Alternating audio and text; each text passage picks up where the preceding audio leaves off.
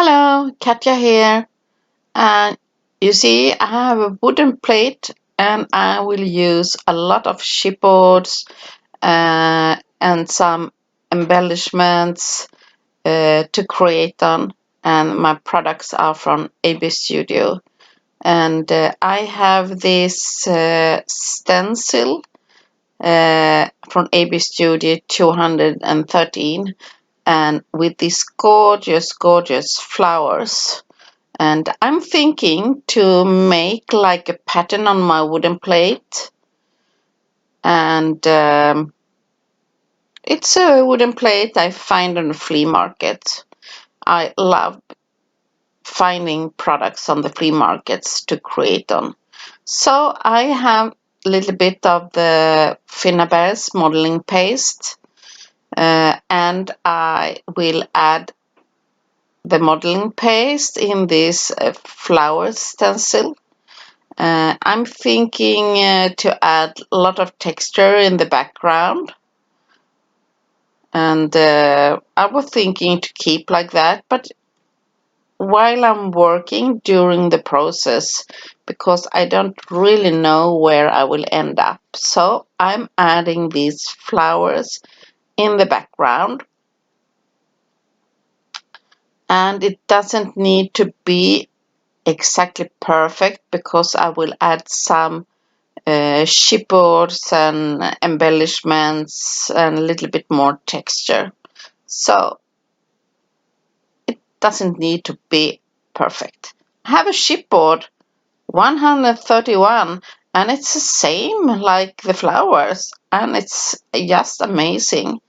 I glue the chipboard with the soft gloss gel from Finnabair and it's very thin, so because sometimes if you have too much medium and thick medium that is very wet, the chipboard can be destroyed, and this is really fine, so you need to not add too much gel or medium so you will not destroy the chipboard. And you see, I'm a little bit brave here because I have the chipboard a little bit outside. I also have some beads, so I sprinkle them on some places here and there to even add a little bit more texture. And the leftovers from the chipboard, they are just amazing. And you see them, I have glued some flowers on the tags. Yes, will be a project. Here I have project 121 and 61, and it's a frame and like dots on a string, and I want to have them black and white. So I have some white heavy gesso and a sponge, and I'm dagging it, and I like this technique because it adds like not brush strokes on for the texture, it's a little bit like a little bit more texture. I also have like a butterfly, and I think I have bought it in a flower shop or something like that. It's embellishment for flower compositions, I believe. I wanted white because it was I didn't like the look of it. So I'm dabbing my chipboard so they are getting white.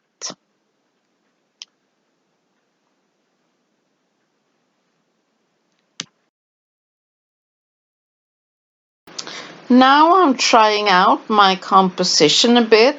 I also have some embellishment, mold embellishments.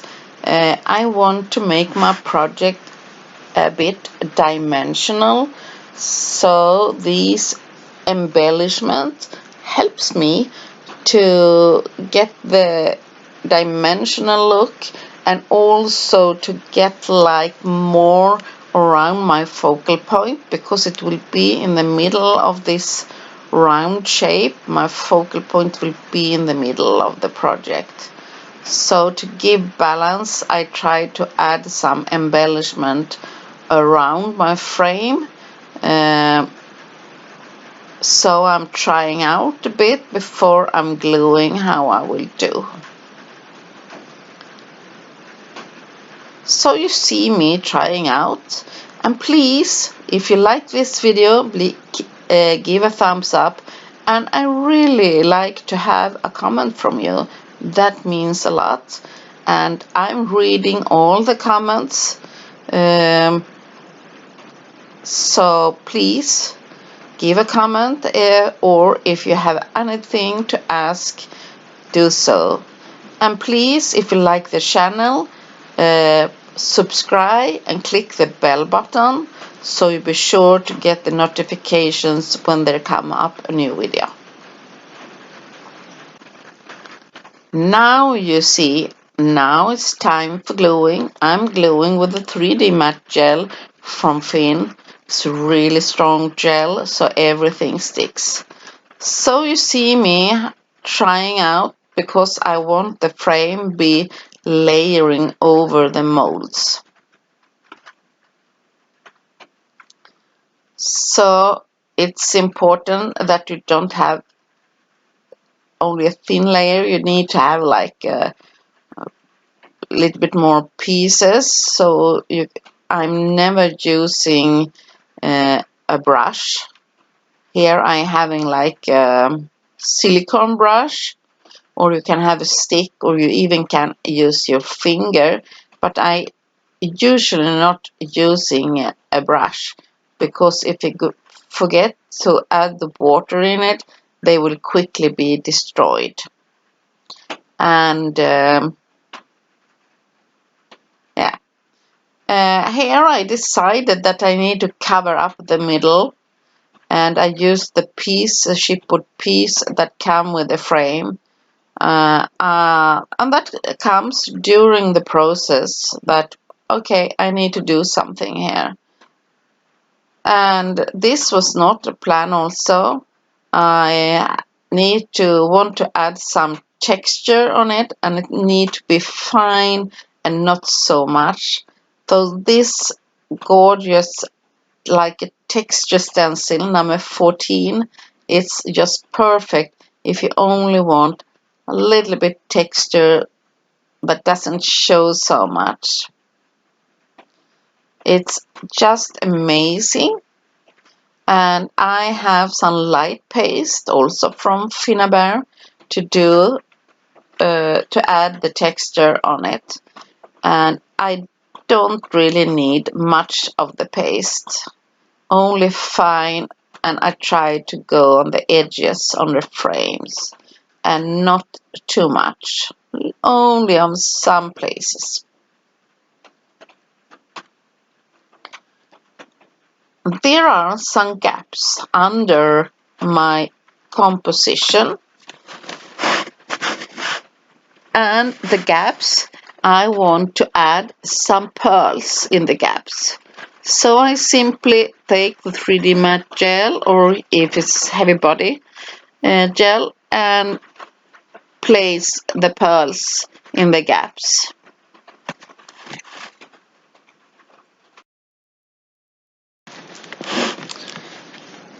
I always like to add something in my compositions, especially around the focal point, so my more heavy embellishments doesn't it's like it's going to be more around it, and it otherwise it can feel that it's a little bit too empty. But that's your choice. And me, I think pearls, or if you have like computer parts or anything like that, it's perfect to add like around your composition to fill out the gaps. It's very important that after you have glue all the pearls, that you leave it for drying. And yeah, all the composition is very good before you start to paint too heavily that everything is glued. But I know sometimes it's a problem because you get so, the process is so fun that you can't wait. I'm like that too. I can't wait always when I create. Sometimes I don't have the time to leave things for drying, but it's okay. These elements, what you have, it's okay to use the heat gun to dry it. So you can use the heat gun and you can prepare something in the same time. So you see, I have some pearls around my project. They don't take too much of the composition. They only like framing my frame, and same time it will like give my focal point extra. So I'm trying out, and you see the ball that will be in the focal point. It's a paper. I have made a cutout from a paper from AB.Studio that is vintage element, and you will see more of the wonderful ball, and you will see it. Okay, now it's time for some painting, and I will paint everything with the white heavy gesso, and you see I have the white heavy gesso on the upper part of my wooden plate, and now you notice that I have black in the lower part. So my composition is like two colored, one on the upper part and one color on the down. So I have painted with gesso over everything. I have an upper part with white gesso and black down. And I usually choose the darkest color downstairs because it gives more a heavy look.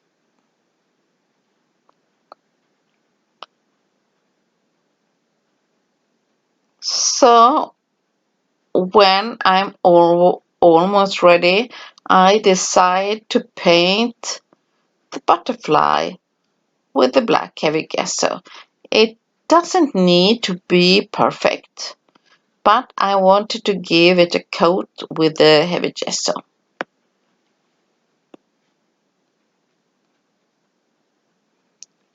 So when it's dry up, it's time for some colors. And I have the color, I have burnt orange and the burnt sienna. And I have the burnt sienna and some orange. And I will have it in a mix and making around my focal point and in the gaps of the molds.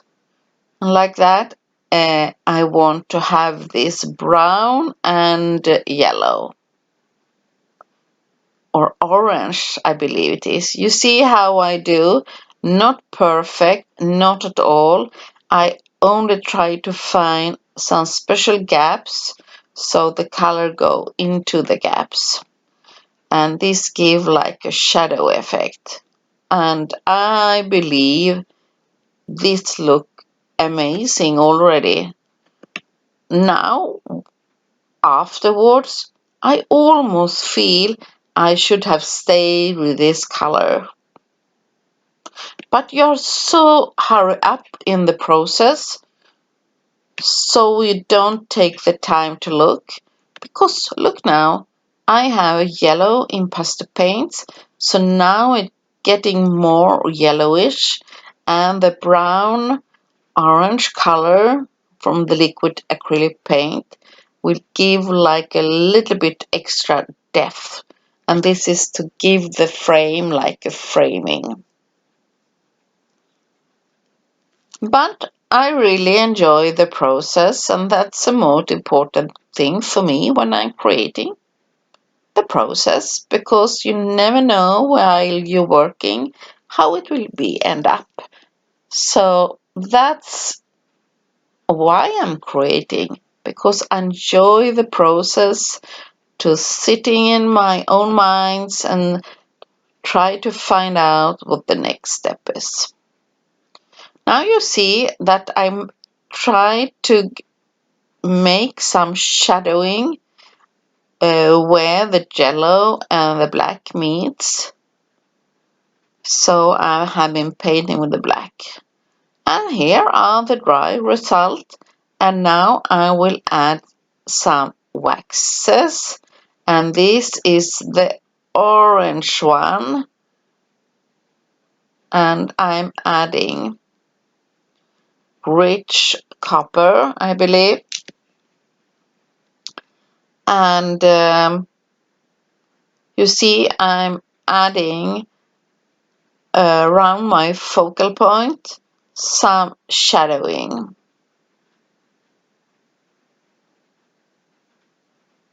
I'm using a small brush because I have some hidden parts and that can be difficult to find and to do, so I'm using I'm using a small makeup brush, and they are perfect for waxes or something like that. A cheap one from like dollar store, and it cost about €1, something like that. Not too much. Here I have another color now, because to make like a great and interesting effect, please be brave and you choose more way to find the composition interesting. So you see now I have like a white silver color, and that's to make the silvery makes my composition a little bit more neutral, because it was a lot of color. So you see now when I'm adding the white, it gives more color. And I know many of you wonder how you find how to go the next step, and you need to try out and believe in yourself.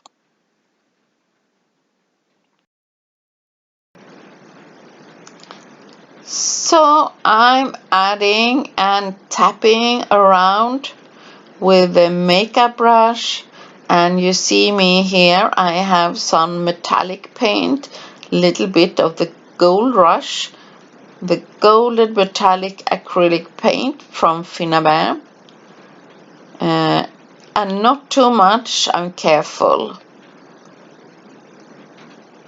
So I really enjoy this, and the black down on the can I say canvas, even if it's a wooden plate, it gives like a nice texture when you can mix metallic paint and wooden and different waxes.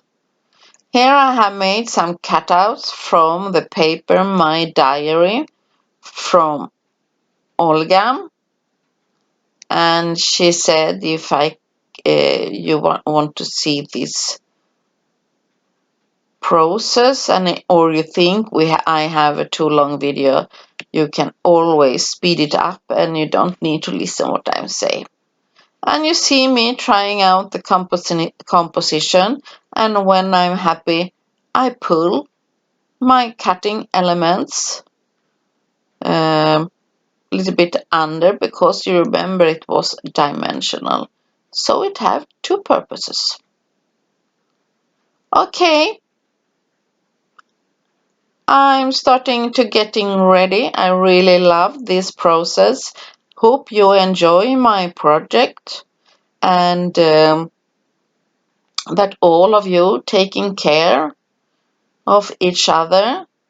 So you see me here in the end adding some pebbles, some stones, and I add them even numbers, and this is to frame to give more excitement to the focal point. And this was a really fun project to do. So, hope you'll enjoy it and like it. Take care and see you soon in the next tutorial. Bye bye.